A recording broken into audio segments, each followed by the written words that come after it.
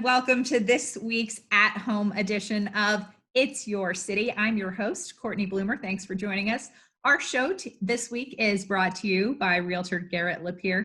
Hi, this is Garrett Lapierre. I wanted to take a second to let everyone know in these uncertain times that it's even more important to use a real estate agent that understands the market and really knows what they're doing. As an industry, we've taken steps to ensure that our clients are safe and that we don't spread germs as we go and look at homes and go through the home buying and home selling process. I'm here for you to answer any questions you may have, whether it's in regards to the current market conditions or any other real estate related question. Be safe out there and we'll get through this together. And our guest with us from her lovely facility at Paradise Salon, Spa, and Wellness is Starr Nixdorf. Welcome, Starr. Thank you so much. It's great to be here, Cortney. It's great to have you back on. You've been in the studio with us before, but today you're joining us from the beautiful saltwater pool at Paradise Salon. Yes, thank you. Absolutely. This is where we work the magic. In 2017, Thanksgiving, we started working on AbilityFix. This is an app that lets people get into a pool wherever they are in the world and work out. So I wanted many, many years ago to make it possible for a person to work out on their own with professional, and it's you hear it in your earphones. You can watch the video first, get in the pool and go. So it's an auditory exercise program, or if you have a television next to your pool, you put the TV out there and you can watch it and listen to it and go. But it is so close to being done. And one of the things I do in my job is I have people from all walks of life, and I have to adapt every class to people that are super able to the people that have limited mobility or balance or strength. So that AbilityFix came from what we do here in the pool. And this program, like you mentioned, is a video program that people can follow along with and pick the level that's right for them. So we have a little clip of the video that we're going to show now. And tell us a little bit about what this exercise is for. What are we seeing these folks do? All right. We're going to start with freeing, F-R-E-E-I-N-G. And this is a lovely movement pattern that helps build strength and stability in the trunk. With ability level 1 and 2, the person that is practicing does not incorporate any torso twisting. They're moving with small steps to change directions and then moving in a range of motion as their arm opens that is comfortable for them. So you might say that we've made that smaller, the movement smaller and it's slower and it's more deliberate. That's ability level 1 and 2. Next, you're going to see ability level 4 and 5, freeing. Here, as a person turns, they're going to rotate through the spine and elongate the movement, moving farther around. And it moves both right and left, so you get that changing of direction. Now in ability level 4 and 5, there might be more of a pivoting going on in the legs, but that individual is trying to accentuate the distance that they're moving, creating rotation through the spine. So ability level 1 and 2 versus 4 and 5, same exercise, but you can adapt it so that both can do it comfortably. And level 2 is for those who may have some limited mobility, some impingement in their mobility. Level 4 and 5 is a fairly athletic movement. Correct. I often joke that that level 4 and 5 is for the people that are possibly football players or firefighters or first responders, but it could be anybody who is really fit. Maybe they're training for a triathlon. Maybe they're getting ready to do a very strenuous Tough Mudder or other thing, and they're starting to feel some stress in their body. Well, if they use ability level 4 and 5 exercises, they can train at that higher intensity for that high intensity event. Now, these movements that we're seeing here right now are like a therapeutic movement. Mhm, Talk a little mhm. bit about the theory behind these movements and how these are helping people to improve their mobility, to loosen their body, really just to help them feel better. Correct, yeah. You've probably heard of something called Tai Chi. Well, if you put Tai Chi into the water, you have AiChi, AiChi. And most of the time, people are way down there in the deep end doing AiChi, and we'll be practicing it so that the water is up to their neck or over their shoulders. And this buoyant environment takes the weight off of the hips, it takes the weight out of the knees, the spine, and water has this fabulous energy called hydrostatic pressure. So the deeper you are, the weight of the water surrounding you presses in on your legs, on your hips, on your internal organs. And that compression stocking of the hydrostatic pressure allows for the blood to flow more freely, more rapidly, and more deeply throughout the body. Now, AiChi, like Tai Chi, is also a mind-body exercise. So your breath and your body and your brain are all connected in the movement patterns. When Jun Kono created AiChi, Jun Kono is from Japan. He is the man who said, "This is what we're doing, everybody." Ruth Sova, I've studied with Jun Kono and with Ruth Sova. Ruth Sova brought it to the United States, translated it into English, and they cooperatively wrote a book for AiChi.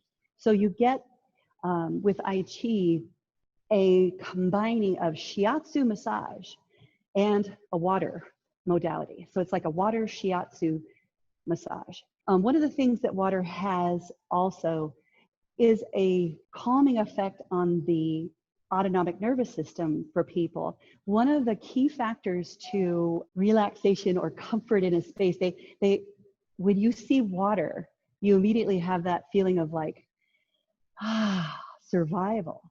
Well, because if there's no water, we're not going to survive as a species. So being in the water also has that psychological centering and soothing effect in addition to the forces that water has. Who are these exercises appropriate for? Who should be performing the AiChi and the exercises that we're seeing in this video? They do use AiChi for stroke recovery, and they do use AiChi in the physical therapy environment, but those individuals still need to stay with their primary care physical therapist, physician, etc. I think that if they take my YouTube video, by the way, I have AiChi as a quick start guide on youtube.com/AbilityFix. If they take that video to their doctor or their physical therapist and show them what they're going to be doing, that doctor can then say, yeah, that would be good for you.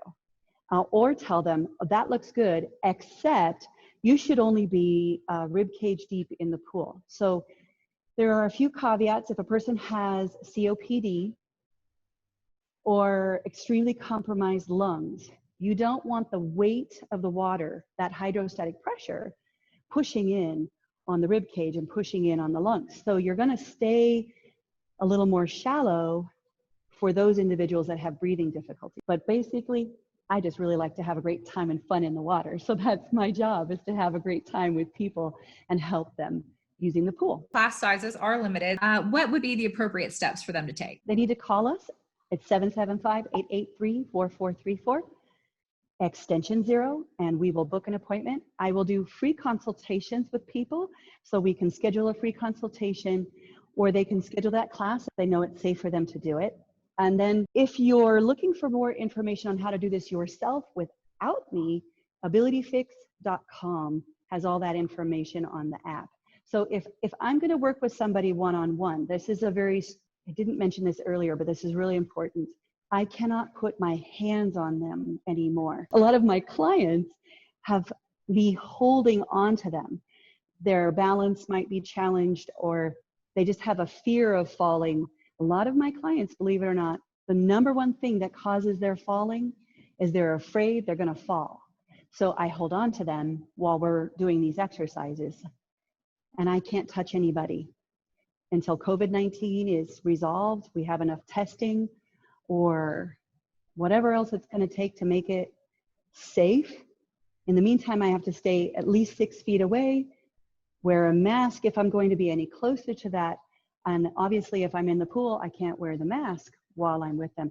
So my workaround has been to have the adult son or daughter get in the pool with that parent, and they become that guide in the water. That's my workaround. All right. So keeping folks who are already in their family group or who they're already exposed to help out if they are having those balance and mobility issues. Right. All right, Starr, this is a great program for folks who want to get in the pool and experience some of this aquatic therapy. Thanks so much for sharing it with us today. So you guys are currently open despite the COVID pandemic, and you guys have developed some really great policies and procedures to make sure that all of your clients and your staff are safe and still able to take part in their activities there at the salon and at the spa. Tell us a little bit about some of the strategies you guys are using. Excellent. So the most challenging thing is that nobody's ever had to do this before. And of course, we love to say that you have no plan in place for a calamity. So we had to, I loved that we had some downtime because I was able to attend some online Zoom meetings that talked about how does a gym or a pool sanitize. I had plenty of time to review what the State Board of Cosmetology had to say. And we were able to put everything in place before the governor had that, hey, guess what? You get to open on May 5th and everybody can come back in and get their hair done. So we put up dividers between the beauty stations that were a little too close together. But our salon is so big that there was already 5.5 feet from one person's, you know what I mean? There was like lots and lots of room. So putting that divider between was a piece of cake. And then we have sneeze guards at the front desk. Everybody's wearing a mask. We have hand sanitizer when you come in the front door. We have thermometers to check everybody's temperature. So if anybody wants to know what those protocols are, they're on our website, ParadiseSalonSpaWellness.com. So you want to know what we had to do a month later when they opened the gym? Yeah, because you guys had the salon obviously opened first with the protocols that you just explained, but people might not be aware there's a salon there, but you guys also have a gym. You offer some fitness classes and classes there in the pool that we see in the background. And that is kind of a whole different ballgame than a salon. Exactly. And it's a whole different ballgame than Gold's Gym or Powerhouse Gym.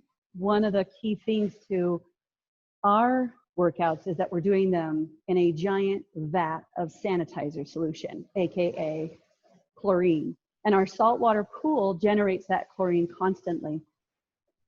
People don't wear masks when they're in water. So you're not going to come into the pool and put your mask on and potentially get your mask wet and then not be able to breathe. So, waterboarding, it's a bad thing. That's why you don't wear a mask in the pool.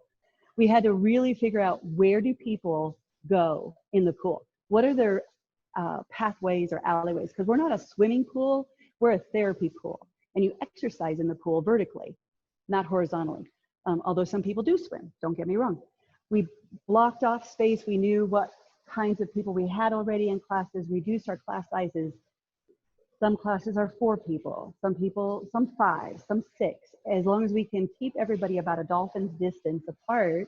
By the way, I hate the word social distancing. God, I hate the word social distancing because we're social beings and we need communication. So we have that physical distance in there for keep everybody safe. And at the end of every class, we sanitize. We have baskets set up for our belongings, and I sanitize the baskets at the end of every class. And we have I don't know what that word is, but like, I feel like I'm a mother of young children again because I'm cleaning and cleaning and cleaning and cleaning and cleaning and cleaning and cleaning. So that's how we're able to open back up again, by cutting our size of classes down. And I really do believe that this paradigm that we're living in right now is going to have to be adapted and adopted by all the gyms. They're going to have to figure out the same things that we had to figure out, even if it's a person doing dumbbell lifts or, overhead presses in a enclosed space. A lot of people are doing Zoom classes. And again, we go back to the fact that we're social beings and we need that social interaction. It is so important for my clients. So you have been open now for a little while. Have you run into any roadblocks, things that you thought were going to be operating procedures that you've had to change that didn't work out as well as you hoped they would? Absolutely. Absolutely. The old way of doing our class signups, we had a website and people would go onto the website and sign themselves up. And that wasn't working anymore. So now we have people call and they reserve their time in the pool, or they reserve their classes just as if they were getting a haircut. And now we have better control over the classes. And we also had to redesign all of our memberships so that people had better prediction. When they sign up for a membership, we figure out what their lifestyle is like and book those classes for them. So if they are an annual member, it's a whole year that they're guaranteed that they're going to have those classes on those days at those times. Because right now with a pandemic, prediction is very scarce. And that's what people want. They want that prediction now. But I'm pretty sure the price of everything is about to go up in the world. Everything. So we'll see how we do as that goes forward, because right now our prices for our services, hair, massage, skin, nails, that hasn't changed at all. But as you mentioned, with reduced class sizes to cover those costs, it may increase in the future, even though the business in the salon remains pretty similar to what it was pre-COVID. Right, exactly. One of the big changes that we've had to make during this whole pandemic is now we have masks. We have so many masks. We have KN95 style that are really, really, really, really efficient at protecting you and others. And then we have the really fun masks. So the different designs, there are 49 different kinds of masks. These are very loose fitting. They're a scarf mask, and they kind of push the air downward and allow you to breathe easily. I love them because they're fun. And I have that moment of like, well, if we have to wear these for a while, then why not wear some cute ones? All right, absolutely. And you guys have those available in the salon there at Paradise. People can go down there and pick up a stylish mask for themselves or for their coworkers or anyone else.